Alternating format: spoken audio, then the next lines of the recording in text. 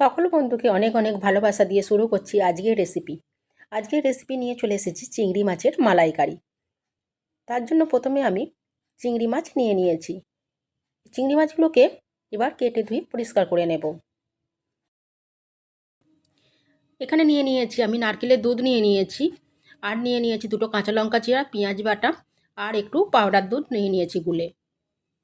আপনারা প্যাকেটের দুধও নিতে পারেন। আমি চিংড়ি মাছগুলো খুব সুন্দর পরিষ্কারভাবে ধুয়ে আর এখানে নুন হলুদ মাখিয়ে নিয়েছি। এটা কড়া বসিয়ে দিয়েছি, গরম হয়ে গেছে। দিয়ে দিলাম সর্ষের তেল। এই রান্নাটা আমি সর্ষের তেলেই করব, সাদা তেলে করব না। সর্ষের তেল দিয়ে দিলাম, অল্প একটু লবণ দিয়ে দিলাম তেলের মধ্যে, দিয়ে মাছগুলো একটু ভেজে নেব। চিংড়ি মাছ তো ভাজতে একদমই সময় লাগে না, তাই মাছগুলো অল্প একটু ভেজে নেব। সব মাছগুলো আমি দিয়ে দিচ্ছি একেবারে কড়ার মধ্যে, দিয়ে ভেজে তুলে নেব। মাছগুলো ভেজে নিয়েছি, তুলে নিচ্ছি। এবার এই তেলের মধ্যেই আমি গরম মশলা ফোড়ন দিয়ে দিচ্ছি, দুটো এলাচ, দুটো লবঙ্গ আর দুটো দারচিনির টুকরো।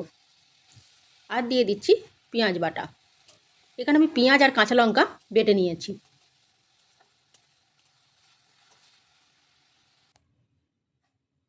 আর দিয়ে দিলাম 1 চামচ আদা রসুন বাটা। ভালো করে মশলাটা এখন একটু ভেজে নেব।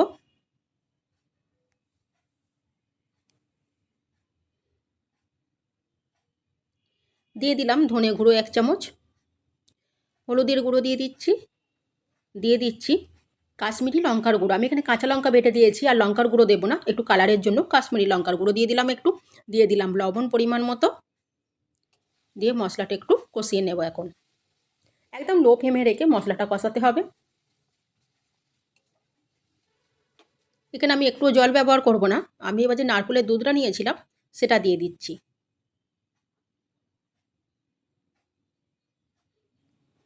নারকেল দুধটা দিয়ে খুব ভালো করে এখন একটু কষিয়ে নেব। একদম লো ফ্লেমে রেখে নারকেল দুধটা দিয়ে ঠিক এইভাবে একটু কষিয়ে নিতে হবে। এই মশলাটা করাই হচ্ছে সবচেয়ে টেস্টির ব্যাপার। এখানে আর কিছুই রান্নার মধ্যে নেই।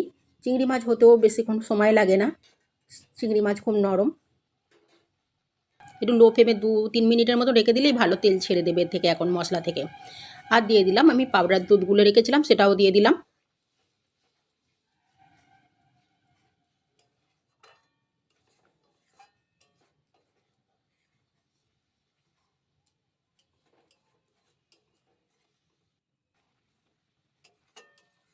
মশলাটা খুব ভালোভাবে কষিয়ে নিতে হবে।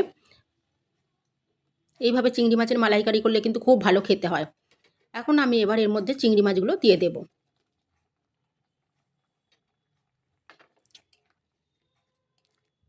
চিংড়ি মাছটা মিশিয়ে নিয়ে আমি এখন 3-4 মিনিট লো ফ্লেমে এটাকে রেখে দেব, যাতে গ্রেভিটা খুব সুন্দরভাবে চিংড়ি মাছের মধ্যে ঢুকে যায়। আর দিয়ে দিলাম দুটো কাঁচা লঙ্কা চেরা। আমি 3-4টে কাঁচা লঙ্কা বেটে দিয়েছিলাম, লঙ্কাগুলো খুব ঝাল আছে।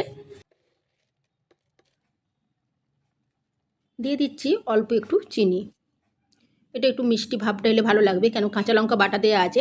এটা ঝাল ঝাল একটু মিষ্টি ভাব থাকলে বেশি ভালো লাগে, টেস্টি লাগে। তবে চিনি যারা ব্যবহার করতে চান না, করার দরকার নেই। কি সুন্দর কালারটা হয়েছে দেখতে পাচ্ছেন। আর সবশেষে দিয়ে দিলাম গরম মশলার গুঁড়ো। এইভাবে একবার চিংড়ির মালাইকারি করে খাবেন, খুব ভালো লাগে, খুব টেস্টি হয়। গরম ভাতের সঙ্গে খুবই ভালো লাগে। ঠিক এইরকম গ্রেভি গ্রেভি রাখবো। এবার আমি এটা একটা প্লেটের মধ্যে তুলে নেব, আর কিছু দেবো না এর মধ্যে। এইভাবে অল্প মশলা দিয়ে রান্নাটা করলে খুবই ভালো লাগে। চিংড়ি মাছের মালাইকারি অনেক রকমভাবেই করা যায়। এবার একটা প্লেটের মধ্যে আমি তুলে নিচ্ছি। ঠিক এইরকম দেখতে হয়েছে, দেখুন যেমন কালার সেরকম একদম টেস্টি হয়েছে। অবশ্যই একবার বানিয়ে খাবেন। সকলে ভালো থাকবেন, সুস্থ থাকবেন।